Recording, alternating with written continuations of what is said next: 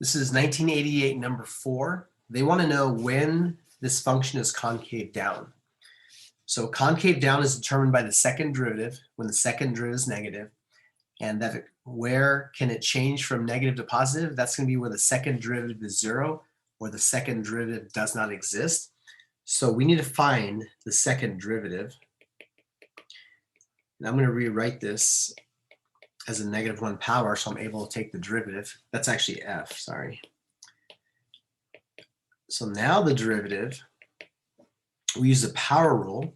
The -1 comes in front.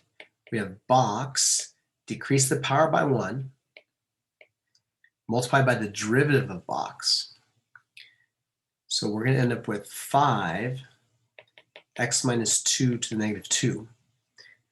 Now we take the derivative again to get the second derivative. The -2 comes in front, it's box, decrease the power by 1, and times the derivative of box. So now we have the second derivative is -10, and on the bottom we have x minus 2 cubed. Okay, so when can this change from concave up to concave down? The only points are where the second derivative is 0 or does not exist. This never equals 0 because the numerator is never 0, but the derivative does not exist at 2. So the second derivative does not exist when x minus 2 cubed equals 0. If you simplify that, 2. So that's the only place where the derivative, second derivative, can change signs.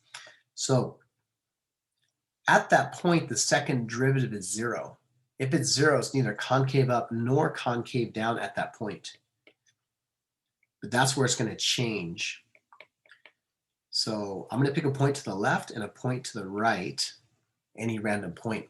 So everywhere between -infinity and 2, it's either going to be always concave up or always concave down there. Because it can only change at 2, since it can't change anywhere else, on this whole region, it'll always be one or the other. And similarly, from 2 to infinity, it's either always concave up or always concave down, because it might change at 2.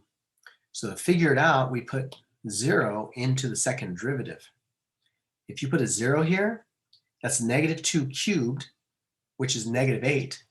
And a -10 divided by -8 is going to be a positive number. So we know it's positive there.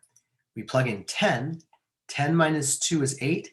8 cubed is positive, and a negative divided by positive is negative. So this is what we know. The second derivative is always positive to the left of 2. The second derivative is always negative to the right of 2. And since we want concave down, it's going to be concave down anywhere to the right of 2, which is going to be x greater than 2.